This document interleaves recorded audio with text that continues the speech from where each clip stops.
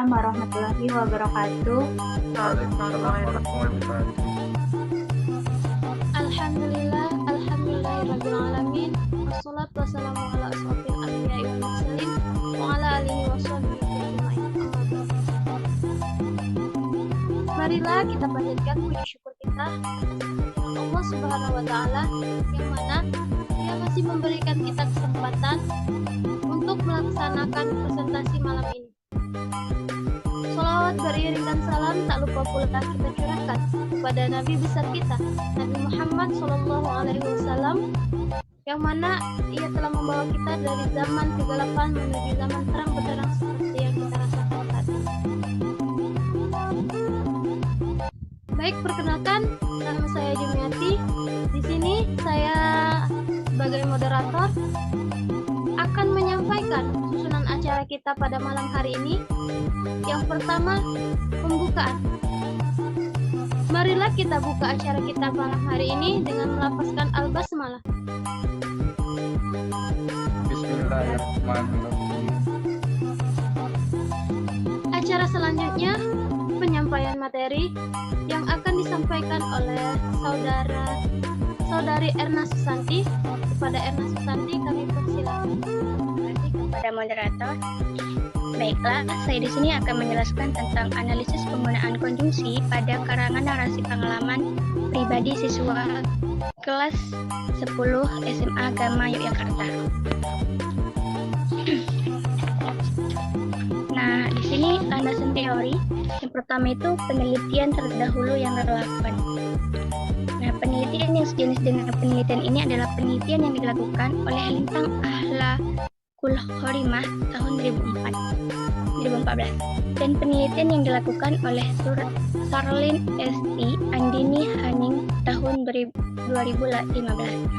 Penelitian Lintang Ahlakul Khorimah berjudul penggunaan konjungsi dalam karangan deskripsi siswa kelas 10 di MA Darul Ma'rif tahun 2013 dan 2014. Adapun hasil penelitiannya yaitu penggunaan konjungsi koordinatif, konjungsi subordinatif, dan konjungsi korelatif. Menunjukkan bahwa dari 10 karangan siswa terdapat 55 kalimat yang di dalamnya mengandung konjungsi. Penggunaan konjungsi koordinatif sebanyak 61 kali, penggunaan konjungsi subordinatif sebanyak 86 kali, dan penggunaan konjungsi korelatif tidak ditemukan. Nah, selanjutnya itu konjungsi. Nah, menurut Abdul Khair 2011 halaman 103 menyebutkan bahwa konjungsi adalah kata-kata yang digunakan untuk menghubungkan kata dengan kata, klausa dengan klausa, atau kalimat dengan kalimat. Macam-macam konjungsi. Apabila dilihat dari kedudukannya, dapat dibedakan adanya konjungsi koordinatif, konjungsi subordinatif, dan konjungsi korelatif. Itu menurut Khair tahun 2011 halaman 103. Konjungsi tidak setara subordinatif adalah konjungsi yang menghubungkan yang tidak setara. Konjungsi korelatif yaitu konjungsi yang menghubungkan dua kata, frase, atau klausa yang memiliki status taksis yang sama. Dan yang selanjutnya yaitu fungsi konjungsi. Fungsi konjungsi menurut Alwi Hasan dan kawan-kawan tahun 2003 halaman 296 membedakan bahwa fungsi konjungsi itu ada 4, yaitu fungsi konjungsi koordinatif, konjungsi korelatif, konjungsi subordinatif, dan konjungsi antar kalimat. Itu menurut Khair 2011 membedakan fungsi konjungsi menjadi konjungsi koordinatif, konjungsi subordinatif. Konjungsi koordinatif. Konjungsi koordinatif adalah konjungsi yang menghubungkan dua buah satuan bahasa, kata, frase, atau kalimat dalam kedudukan yang setara. Contohnya itu harimau putih dan badak bertulah. Satu termasuk binatang langka. Dan yang kedua, Topan menelpon ibunya dan mengabarkan akan membawa buah durian. Selanjutnya, konjungsi koordinatif yang menyatakan pertentangan.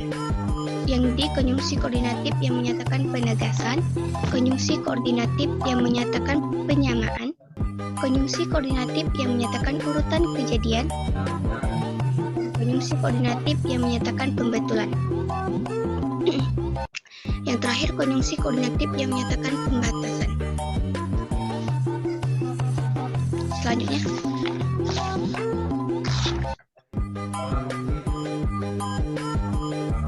konjungsi subordinatif. Konjungsi yang menyatakan sebab, menyatakan syarat, menyatakan tujuan, menyatakan kesewaktuan, menyatakan penyuguhan, menyatakan perbandingan, dan menyatakan batas akhir, serta menyatakan pengadaian. Konjungsi dan preposisi. Menurut Abdul Khair menyatakan bahwa jika tinjauan dari segi bentuknya, preposisi ada dua macam, yaitu preposisi tunggal dan preposisi majemuk atau gabungan. Nah, preposisi tunggal di sini merupakan kata dasar, misalnya di, ke, dari, dan pada kata berafik, seperti selama, mengenai, dan sepanjang. Sedangkan preposisi majemuk atau gabungan terdiri dari dua preposisi yang berdampingan dan dua preposisi yang berkorelasi. Preposisi yang berdampingan adalah preposisi gabungan jenis pertama terdiri atas dua preposisi yang letaknya berurutan.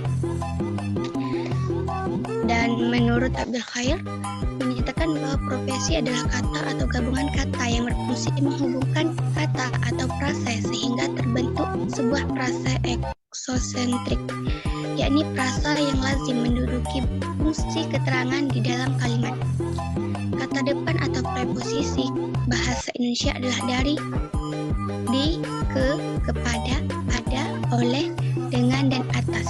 Semua kata depan ditulis terpisah dari kata yang mengikutinya. Contohnya, dari Medan, di Jakarta, ke Surabaya, kepada guru, pada hari ini. Dan contoh berikutnya yaitu, menara itu lebih tinggi daripada pohon itu. Dan yang kedua, buku itu diberikan kepada adik. Nah, preposisi yang berkorelasi adalah preposisi gabungan serta kedua terdiri atas dua unsur yang dipakai berpasangan tetapi terpisah oleh kata atau frase lain. Nah, selanjutnya, berdasarkan peranannya dalam frase atau kalimat, kata tugas dibagi menjadi dua kelompok: preposisi, konjuktor, interjeksi, artikula, dan partikel. Nah, yang selanjutnya yaitu rangkuman. Konjungsi dan preposisi mempunyai peran sebagai kata tugas. Ada beberapa ahli yang memiliki pandangan mengenai preposisi. Proposisi adalah kata depan yang berada di depan nomina, adjektiva, dan adverbia yang menandai makna antara konstituen di depan dan di belakang. Proposisi terbagi. Kesalahan dan kekeliruan berbahasa. Pembelajaran bahasa di sekolah merupakan upaya guru dalam mengajar agar siswa menguasai keterampilan berbahasa, khususnya dalam hal tulis-menulis. Siswa harus memiliki kemampuan berbahasa dari sintaksis dan wacana sehingga tidak terjadi kesalahan. Siswa harus memiliki kemampuan berbahasa dari segi fonologi, morfologi, sintaksis, dan wacana sehingga tidak terjadi kesalahan. Menurut Nandi Setiawati tahun 2010 halaman 16, kesalahan berbahasa dianggap sebagai bagian dari bahasa belajar mengajar, baik belajar secara formal maupun. Nah, yang selanjutnya yaitu karangan. Karangan terbagi menjadi 4 jenis, yaitu narasi, deskripsi, eksposisi, dan argumentasi. Menurut Goris Kerap tahun 1981 halaman 135 sampai 136 menyatakan bahwa narasi merupakan suatu bentuk wacana yang berusaha mengisahkan suatu kejadian atau peristiwa sehingga tampak seolah-olah pembaca melihat atau mengalami sendiri peristiwa itu. Jadi narasi dapat dikatakan sebagai suatu kejadian yang dipisahkan. Yang selanjutnya itu metodologi penelitian adalah jenis penelitian berdasarkan sifat dan jenis data. Penelitian ini merupakan jenis penelitian kualitatif deskriptif menurut Bagdan dan tahun 1975 teman-teman.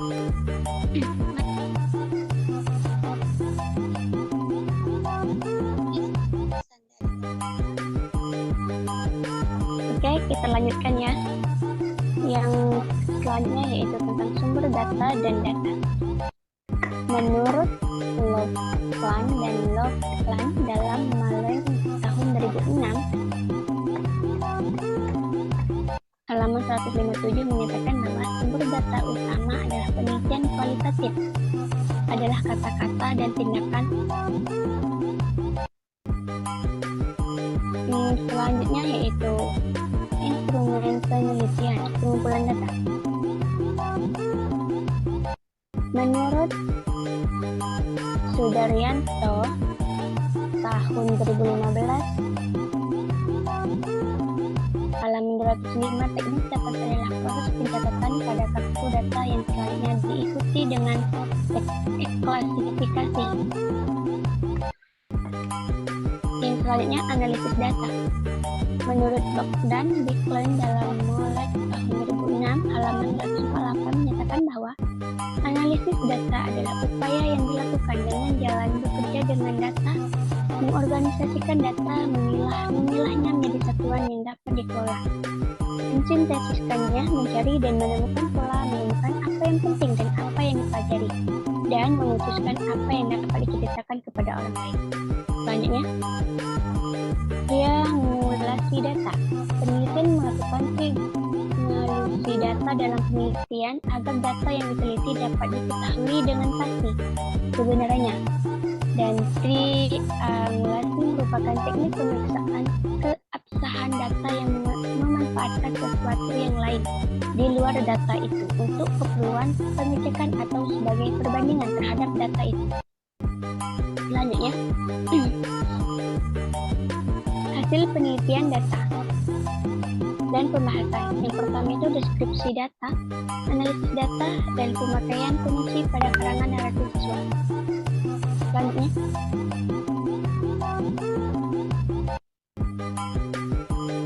penelitian membuat klasifikasi berdasarkan jenis fungsi lalu menjelaskan satu persatu mengenai fungsi yang dipakai dalam karangan naratif siswa. Selanjutnya, pembahasan hasil berdasarkan analisis data diperoleh kalimat-kalimat yang mengandung fungsi pada karangan narasi siswa tahun 2016 dan 2017. Next. Kesimpulan. Nah, hasil analisis pengumpul karangan narasi siswa tahun 2016 dan tahun 2017 menunjukkan bahwa fungsi digunakan dalam karangan narasi siswa terdiri dari fungsi koordinatif, fungsi subordinatif, dan fungsi antar kalimat. Mungkin itu saja penjelasan dari saya. Kembali ke moderator. Baik, itulah tadi penyampaian materi dari Erna Susanti. Kita akan memasuki acara selanjutnya, yaitu acara tanya jawab. Pada audien yang ingin bertanya, silakan. Izin bertanya. Baik, pada saudara di Arifin. Ya, perkenalkan nama saya Muhammad Arifin. Saya ingin bertanya kepada teman-teman, yaitu apa tujuan dari penelitian analisis penggunaan kondisi pada karangan narasi pengalaman pribadi siswa kelas 10 SMA agama Yogyakarta. Terima kasih.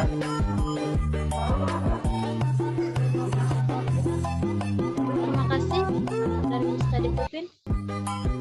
Selanjutnya, ada yang ingin bertanya lagi? Ya, kepada saudari Ariska, kami persilakan. Terima kasih kepada moderator, izin bertanya.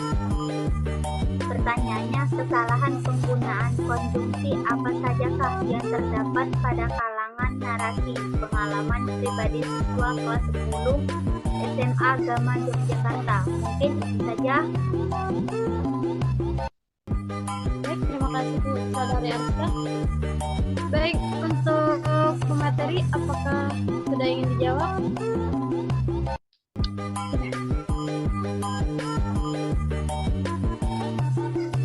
Langsung saja saya jawab pertanyaan dari Mustadi tadi, yang pertanyaannya itu apa tujuan dari penelitian analisis karangan narasi pengalaman pribadi siswa kelas 10 SMA Gama Yogyakarta.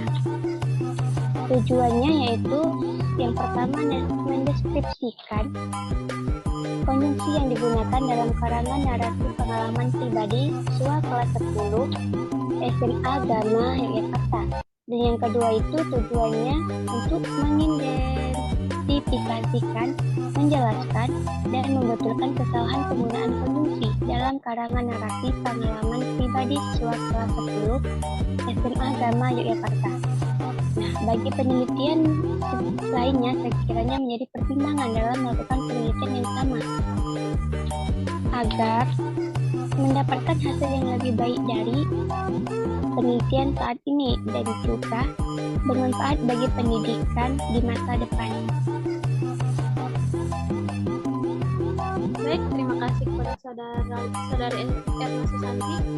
Semoga saudari Mustadi dapat memahaminya. Selanjutnya, pertanyaan dari saudari Ariska. Oke, baiklah. Saya akan menjawab pertanyaan dari Ariska. Yang pertanyaannya yaitu kesalahan penggunaan konjungsi apa sajakah yang terdapat pada karangan narasi kelas 10 pengalaman pribadi siswa kelas 10 Gama Yogyakarta. Nah, yang pertama itu kesalahan yang sering terjadi pada siswa kelas 10 SMA Gama Yogyakarta. Yang pertama itu kesalahan penggunaan konjungsi.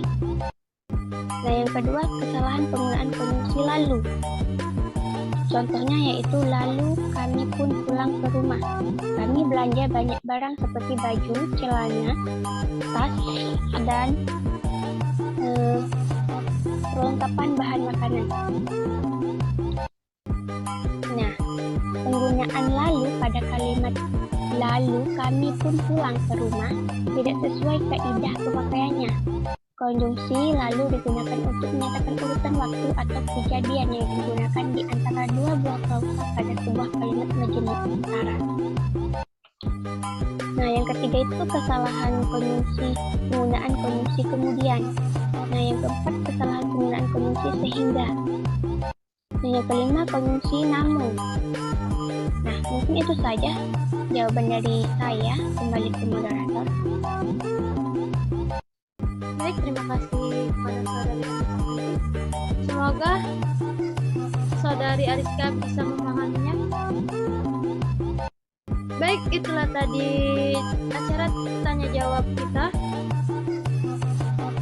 Dan yang terakhir adalah marilah kita tutup acara kita dengan melafazkan alhamdulillah. Alhamdulillahirrahmanirrahim. Saya selaku moderator mohon maaf apabila ada kata yang salah. Kepada Allah saya mohon ampun. Wabillahi taufiq wal hidayah. Wassalamualaikum warahmatullahi wabarakatuh. Waalaikumsalam.